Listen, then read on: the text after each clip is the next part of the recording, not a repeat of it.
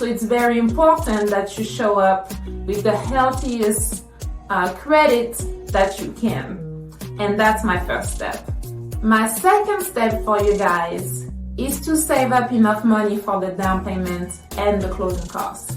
Depending on your loan that you're applying for and depending on your real estate goals, the down payment will vary. If you're a first-time home buyer with an FHA loan, you'll have to show up with at least 3.5% of the purchase price. If you're buying a second home, for example, with a conventional loan, you have to put down 5 or 10% down. If you're buying this home as an investment property, you'll have to put 20% down. And if you are foreign nationals, like for example, I have some clients from France, from Europe, they want to invest in the US with a mortgage loan, the lenders usually ask them to have 30 or 35% of the down payment. And another thing you have to think about is that you will also have to pay for your closing costs. The closing costs, they are an addition of all the fees that it will take for you to close this loan. So sometimes all the time, it's your title fees, your prepaid costs such as insurance or interest. If the home you're seeking is in an HOA community, you'll have to pay some HOA fees most likely.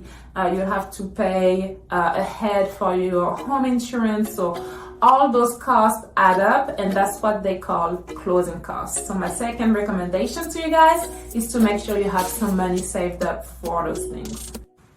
My third recommendation for you is to make sure you hire a real estate agent that you trust and that has time to show you properties, because a lot of times some realtors, they'll start with you and then they'll get tired, then you have to start over with another realtor, and by that time the market has changed, the interest rates have went up, and you just have to start from square one, which if that happens to you, it is okay. I have had some clients that came to me after falling out with another realtor and that went well.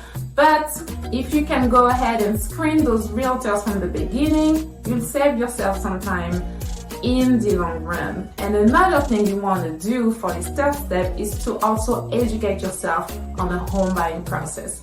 The more you know, the better for yourself. You'll be able to make more educated decisions, and the process overall will be more smooth. Some agents like me, we do take pride in educating our clients and making sure that you have the proper tools to be a successful home buyer. I actually do teach some home buyers class in the form of home buyer brunch events. If you follow me on social media, you'll see that sometimes I advertise these events. They are very informal. We're having brunch and we're talking about these different steps involved with buying a home. So the third recommendation I have for you is to hire a real estate agent and also educate yourself on the process. The fourth step I have for you guys today is to try to have a pre-approval letter before you get started into the process. What that's going to do is help you and me know what is your price range. That way we're not window shopping. I love looking at homes, but ideally when you show up into a home, you want to know that if you fall in love with it, you can actually afford it, put in an offer, and win the home. If you do not have a pre-approval and you're just kind of looking around, you're kind of wasting your time and also wasting mine. So actually, if you show up in my office looking to use me as a realtor and buy a home, one of the first questions I will ask you is, how will you pay for it?